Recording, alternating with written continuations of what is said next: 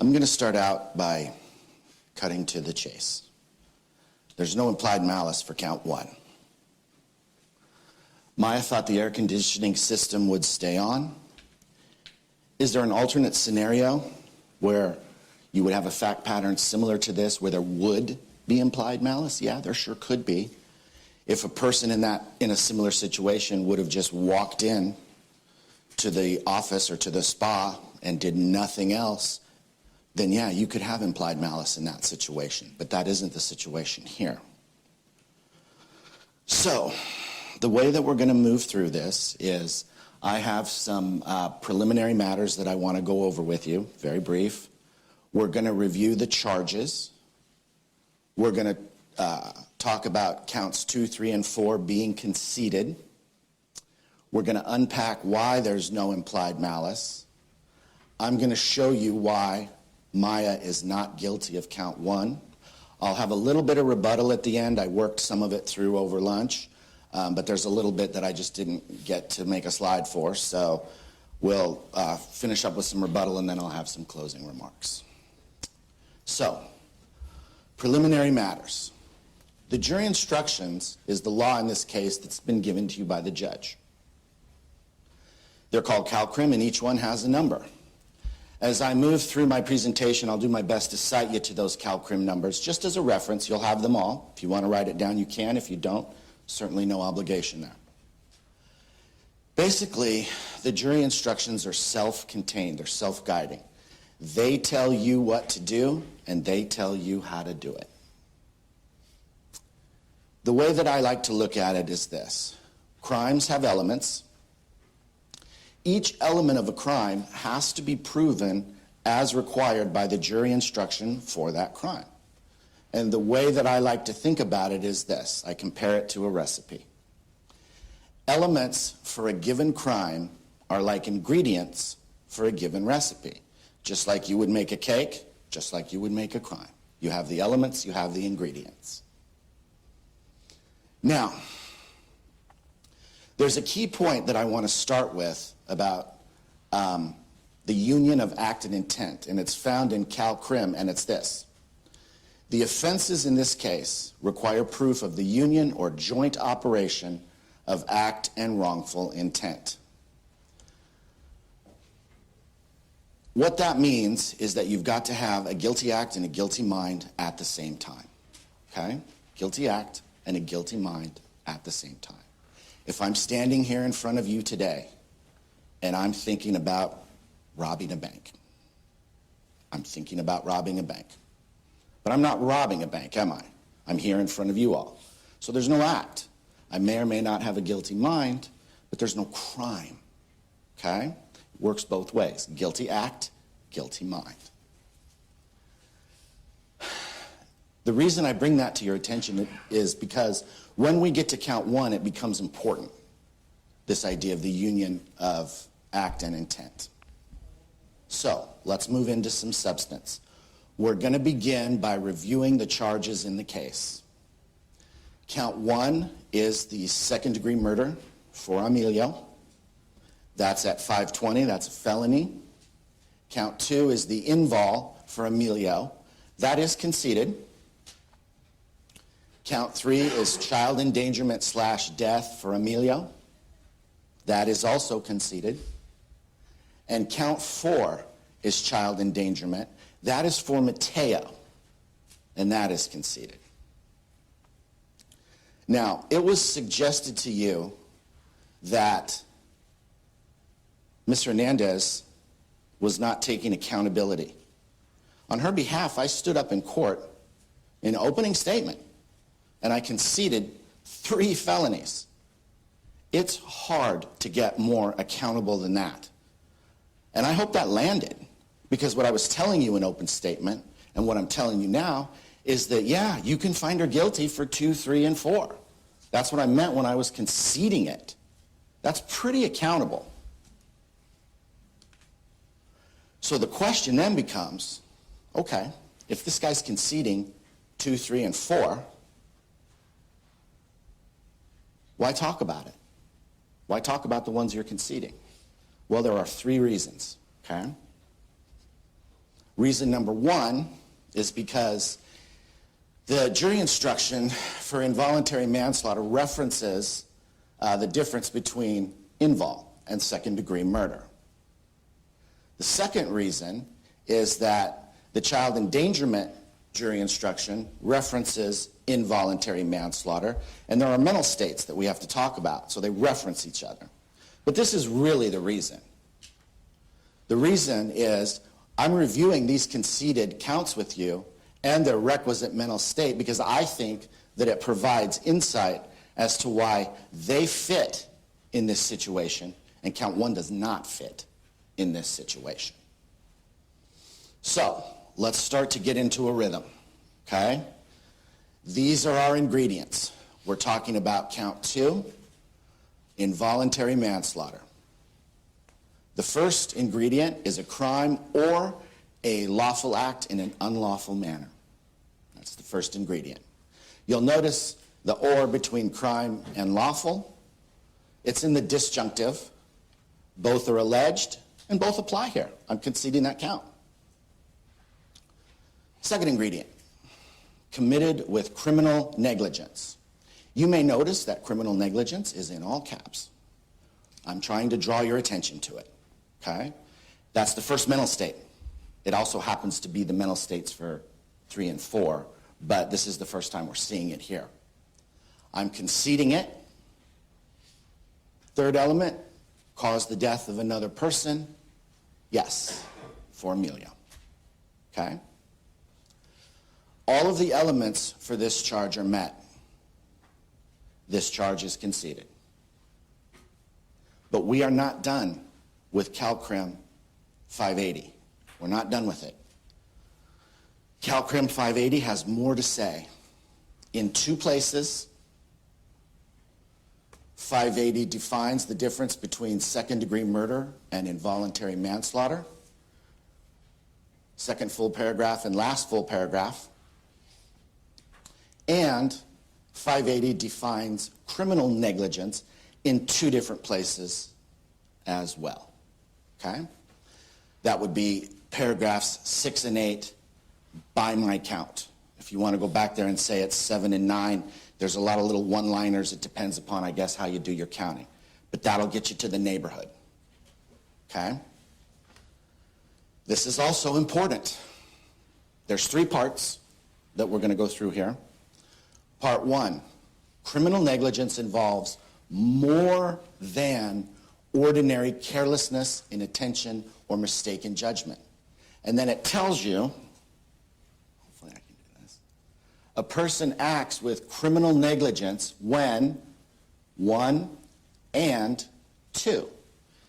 He or she acts in a reckless way, and I'm going to be bringing you back to reckless. He or she acts in a reckless way that creates a high risk of death or GBI, and a reasonable person would have known that acting in that way would create such a risk. Part 2, and this is the jury instruction quote. This is their language, obviously not mine.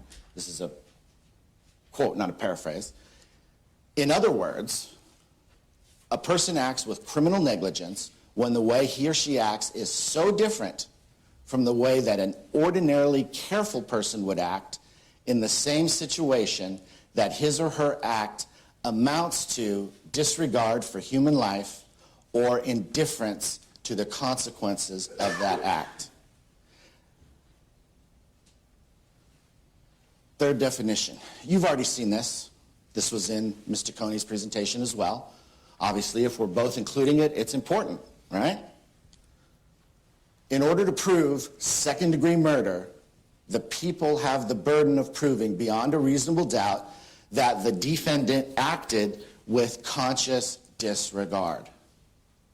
So for all of this, it comes down to those 2 words. So I would like you to keep the definition of criminal negligence in mind as we keep moving through counts 3 and 4. You'll notice at the bottom there's a little reference. That's for both of us. It keys me to where I need to go, and it kind of lets you know where we're going to. So let's move to count 3. Count 3 is child endangerment for Emilio. Okay? And it has 3 elements, 3 ingredients. First element, the defendant, while having care or custody of a child, willfully caused or permitted the child to be placed in a situation where the child's person or health was endangered. I would ask you to pay particular attention right there to care or custody, because that's going to relate to Maya as a mom, okay? And I'm going to talk to you a little bit about how count 2 and 3 get to the same place factually, maybe, but in a legally different way, okay? Because they have different ingredients. I'm conceding the first element. The first element is met. The second element is the defendant inflicted pain or suffering on the child, or caused or permitted the child to suffer, be injured, I missed a comma, or be endangered under circumstances or conditions likely to produce GBI. It's obviously the latter part of that in this case. This element is met. Third element. Look what we have again. Criminally negligent. The defendant was criminally negligent when she caused or permitted the child to suffer, be injured, or endangered. This element is met. This charge is conceded. I didn't run through this again with Mateo. With one difference, these elements apply for Mateo in count 4. I'll summarize that for you in the next slide.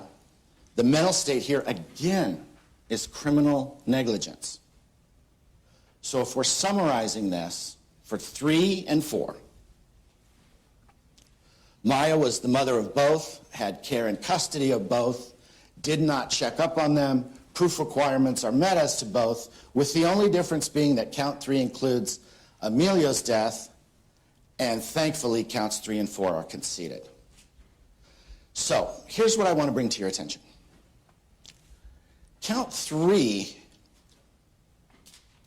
and the invol in 2 get to a similar place, but they have a different ingredient, and that is the care, custody, and control. Because otherwise, you could never,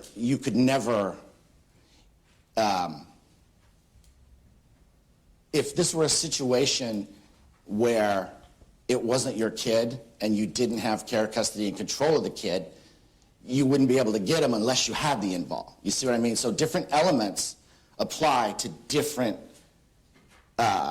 crimes, and different acts and elements differentiate crimes. That's kind of how the law covers things, if that makes sense. So, keep in mind that counts 2, 3, and 4 all involve criminal negligence. These are the mental states of the conceded counts. Why is this important? It's important because count 1 is a specific intent crime, and I'll reference 252 and 520 for you. We're switching gears here. The other reason that it's important is because count 1 requires proof of implied malice.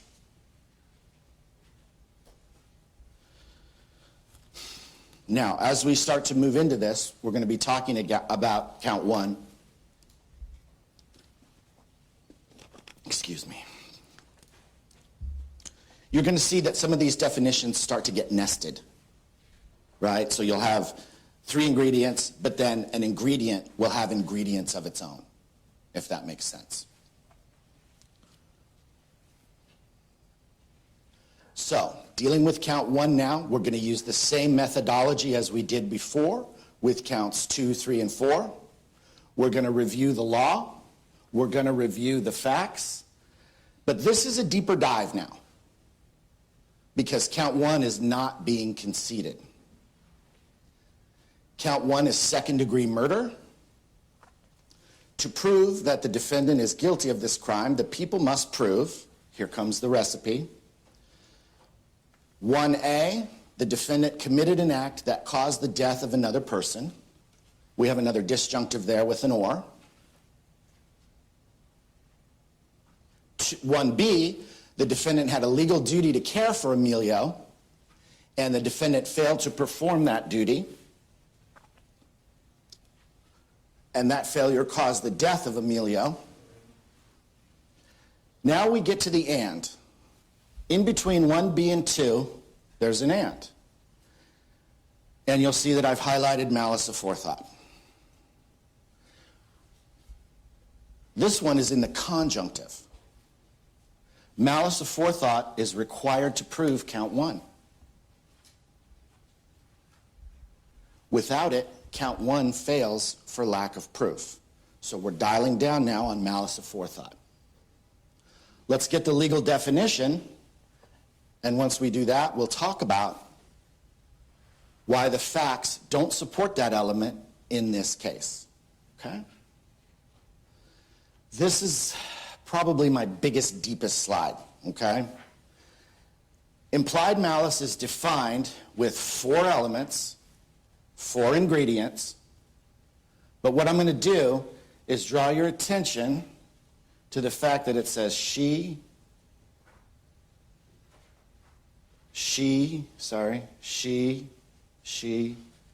check this out.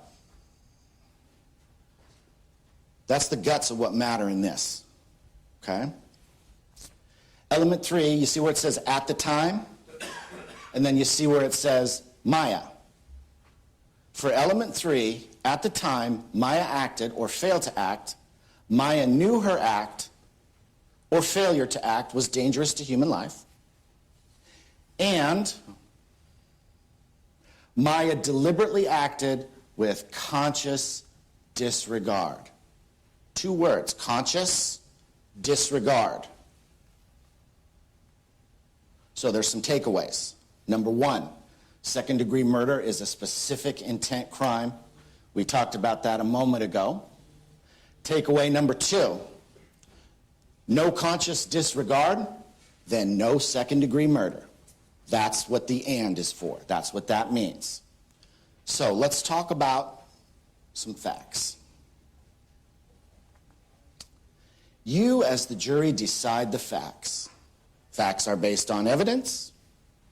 Evidence comes from testimony, exhibits, and what the judge tells you to consider as evidence.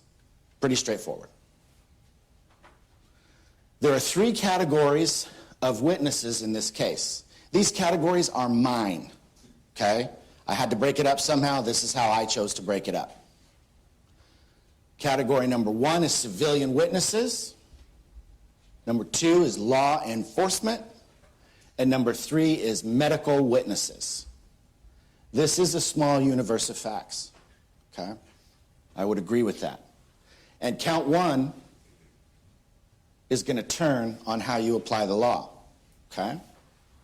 So, civilian witnesses, you heard each one of those people testify.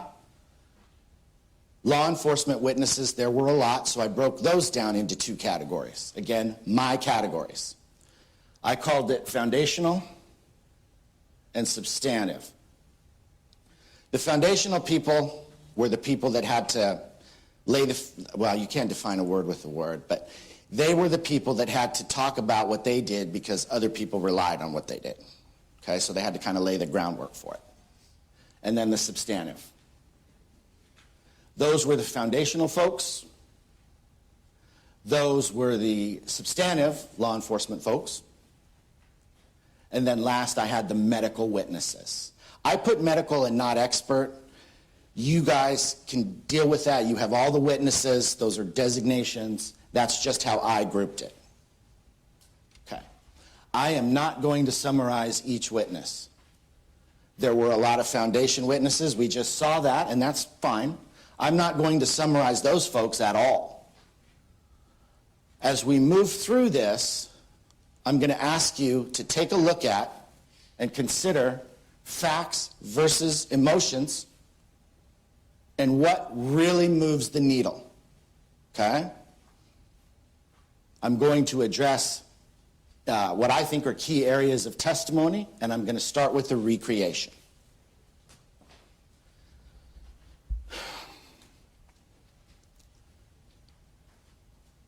The recreation as presented, the methodology was flawed, it was outdated, the variables that were present on June the 29th were not accounted for in the recreation, and it was based on a study from 20 years ago.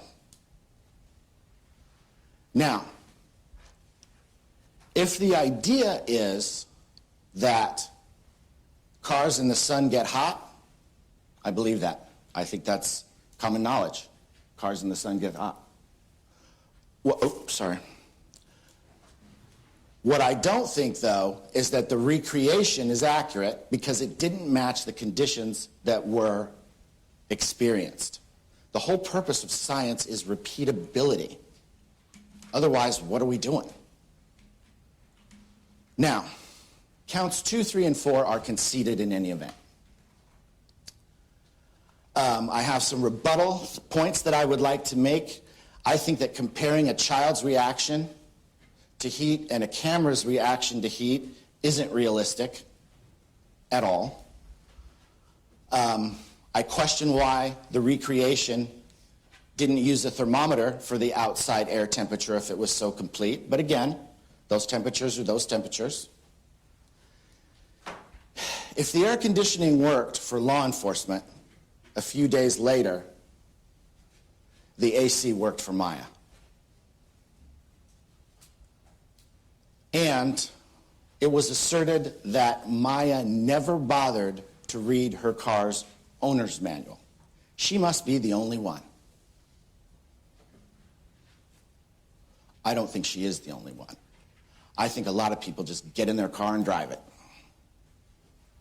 Now, for the spa witnesses, we had the nurse, the nurse's assistant, and 2 patrons, and I would agree this affected them. It would affect anyone. But none of them can say what was in Maya's mind when she came in. When she was in there, they can absolutely describe her behavior. There's no foul there.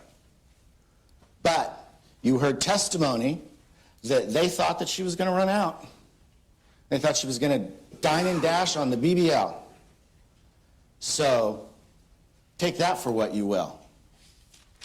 If people can read other people's nonverbal cues, it isn't that surprising that someone would be cautious, because we all send signals to each other. Some good, some bad, some friendly, some mad, etc. For the medical witnesses, Dr. Riley was the ER doc. Dr. Glenisi testified that there were no abrasions, bruises, lacerations, scars, or burn marks. We had the 2 nurses that testified from the ER. I'll come back to Musako down the road. Just like with the civilians in the spa, the treating medical professionals testified that they were affected. Yeah, they're human. Anyone would be.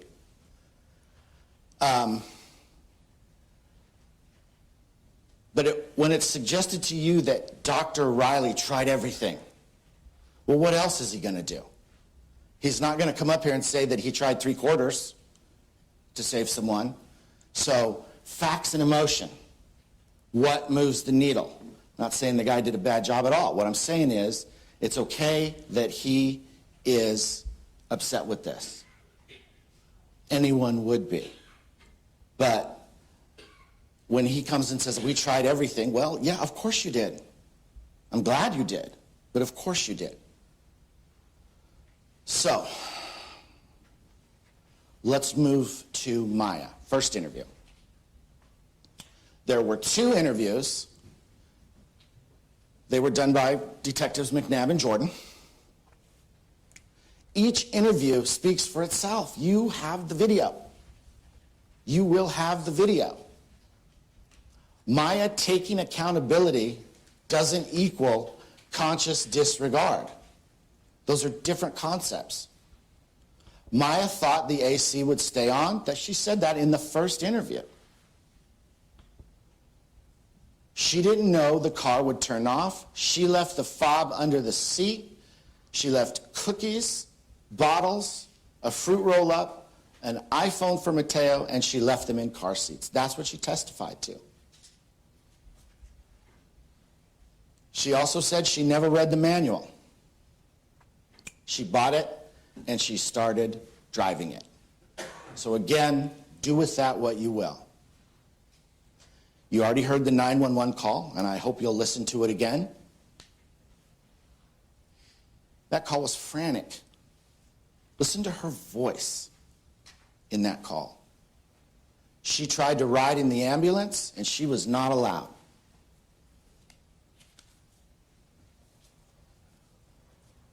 When the DA crossed Maya,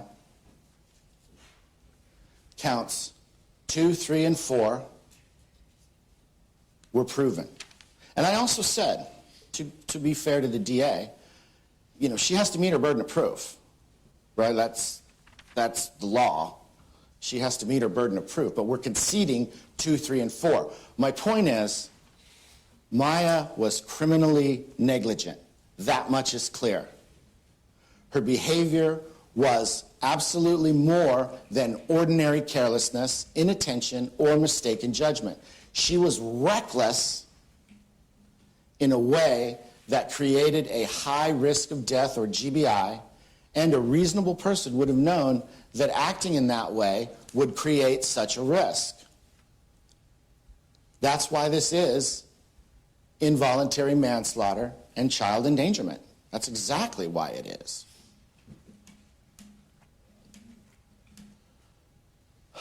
Maya didn't know time of death for Emilio. Maya tried to call CPR. Maya tried CPR on the 911 call with the assistance from the dispatcher. If Maya knew when she Snapchatted her sister that Emilio was dead, why ask McNabb? It's hyperbole. It's what we always engage in, right? Oh my gosh, he's dead, right? Maya asked the guards, and they didn't know. Maya's reaction was one of emotional shock per Dr. Musako.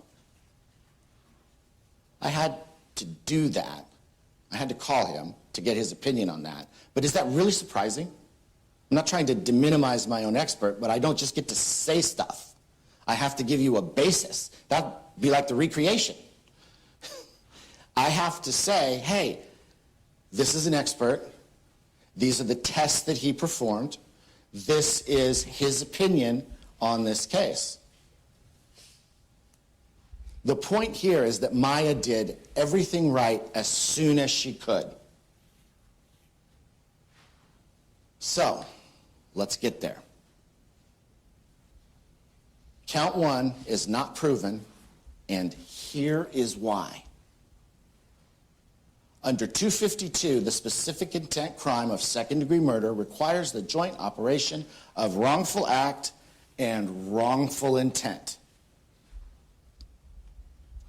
Under CalCrim 520, when Maya acted or failed to act, Maya did not have the required state of mind of malice aforethought.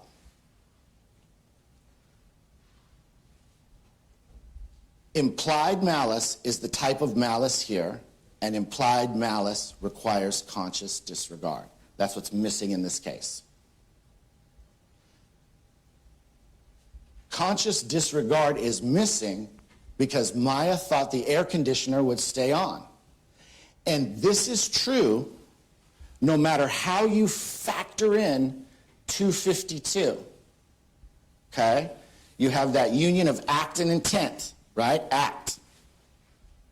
Let's go back to the definition of implied malice for a moment. At the time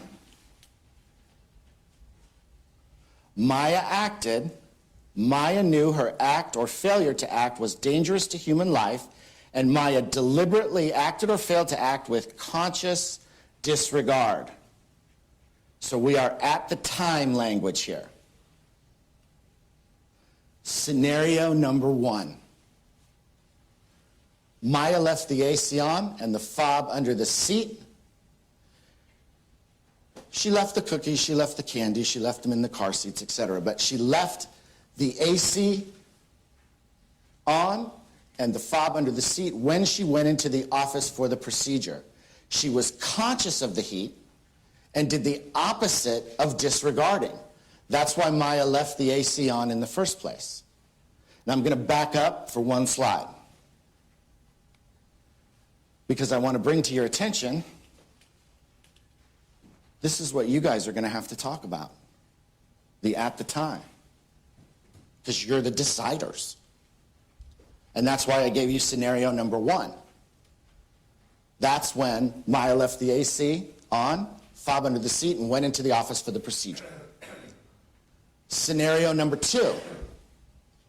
When Maya was sitting in the lobby, Maya thought the AC in the car was on while she was sitting in there. Should Maya have checked on them? Yes. Parents should check on their kids. What do we call parents who don't check on their kids? We call them negligent. And in this case, criminally negligent. But here's the real distinction for conscious disregard, okay? This is the distinction for conscious disregard. To really get there, remember at the beginning I told you about this, the alternate scenario about the person who just walks in and does nothing, right? Okay? This is another one.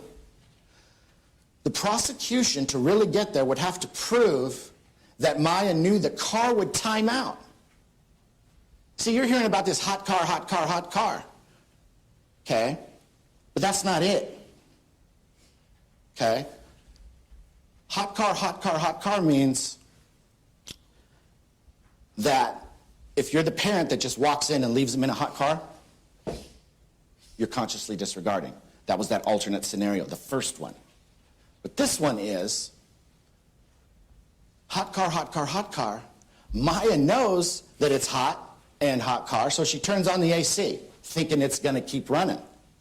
So in order to get her for conscious disregard, they would have to prove that Maya knew the car would time out and then went in anyway. The point isn't that Maya didn't know that leaving a kid in a hot car is risky. She did. That's why she left the AC on. What she didn't know is that it would turn off. Maya thought she mitigated the risk. And this is true whether she's walking away or sitting in the lobby. For your at the time decision, this is true either way, because she thought the AC was on. She was wrong, tragically.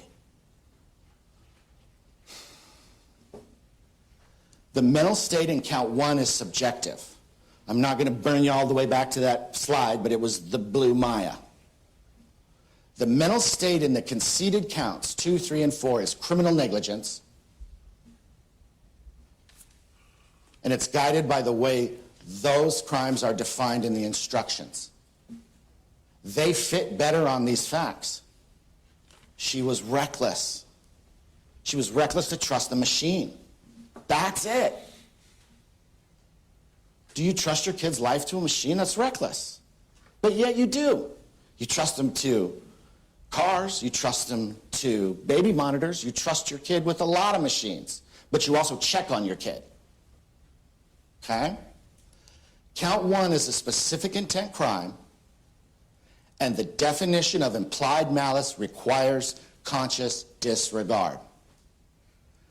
Conscious disregard has not been proven beyond a reasonable doubt in this case. 2, 3, and 4 have been conceded, but there's no conscious disregard, therefore there's no count 1. Reasonable doubt leaves you with an abiding conviction that the charge is true. You have to believe, in this case, with an abiding conviction that there was conscious disregard. And you can't get there. Maya thought the risk was mitigated. That's really what it is. They would have to prove that she knew that the car would time out. And there's nothing about that in this case. Now I have some rebuttal here, and then I'll go into my closing remarks. My apologies for how I do this. You were told that this case turns on not what did she know and when did she know it.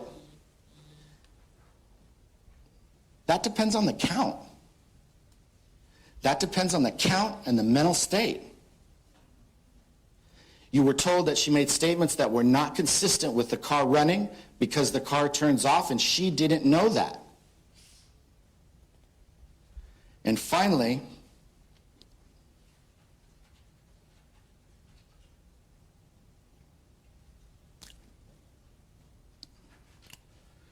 it was asserted to you that she didn't tell any of the patrons in the spa about the kids because she knew she couldn't get in trouble.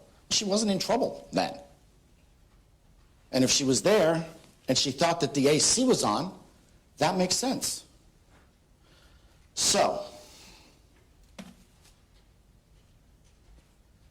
accountability is a main purpose of the criminal law. But holding someone accountable means calling an act exactly what it is. Not more and not less. This is my final opportunity to speak to you on behalf of Maya Hernandez. Okay, this is it. We'll be done in a minute. Human nature often pushes us into this idea of, well, whoever gets the last word wins, right? Because this is, after all, called argument, isn't it? So I don't get the last word.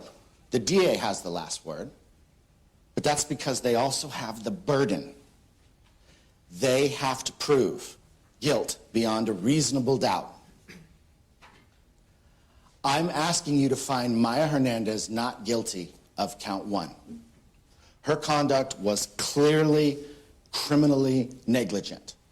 That is what I said to you within the first 2 or 3 sentences the first time I spoke to you.